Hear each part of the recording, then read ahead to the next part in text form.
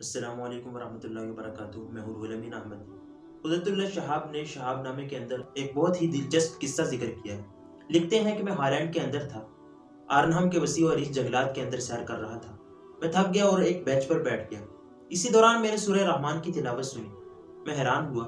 देखा तो बहुत ही खुश पोशाक और फ्रंट कट सफेद दाढ़ी वाला अंग्रेज डच बैठा हुआ है और झूम झूम कर बहुत ही खूबसूरत अंदाज के अंदर सूरह रहमान की तिलावत कर रहा है। मैं उसके पास गया, जाकर बैठ गया। जब तिलावत खत्म की तो मैंने सलाम किया। उसने वालेकुम अस्सलाम कहा। मैंने उससे पूछा, आप मुसलमान हैं? कहने लगा, जी हाँ।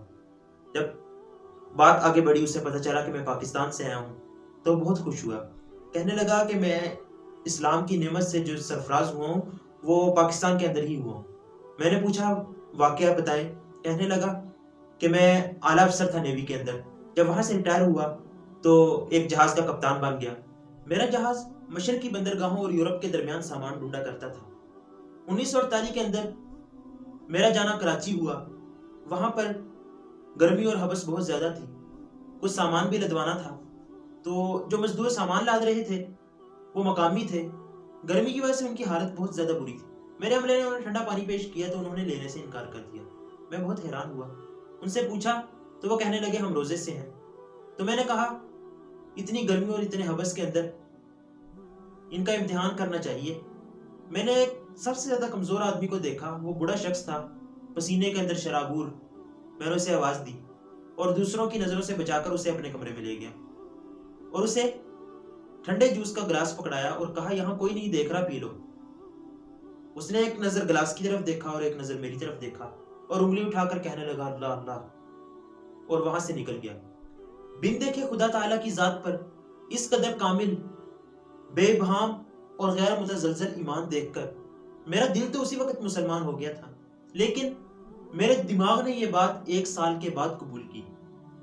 उस एक साल के अंदर मैंने इतना किया कि एक इंडोनेशियन आलिम को अपने अमले के अंदर भर्ती कर लिया और उनसे कुरान मजीद पढ़ा और हदीस से वाकफियत हासिल की। यहाँ तक कि मेरा दिल इस्लाम पर मुतमईन हो गया और मैं काहिरा के अंदर एक जामे मस्जिद के अंदर गया और वहां जाकर मैंने इस्लाम कबूल कर लिया। उसके बाद मैं 2 साल तक उसी कंपनी के अंदर मुलाजमत करता रहा, लेकिन मैंने अपना इस्लाम मख्फी रखा और अब मैं आर्नहम के करीब एक गांव में रहता हूँ। मेरी बीवी भी इस्लाम ला चुकी है और एक अफसोस है कि मेरे 2 बेटे हैं जो ऑस्ट्रेलिया चले गए थे तरके वतन करके, उन्होंने इस्लाम कबूल नहीं किया।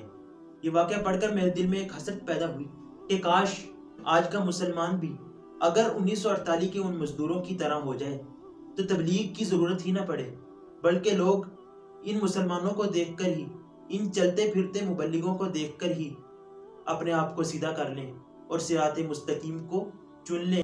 लेकिन अफसोस कि वो मुअज़्ज़ज़ थे ज़माने में मुसलमान होकर और तुम खार हुए तारिके कुरान होकर।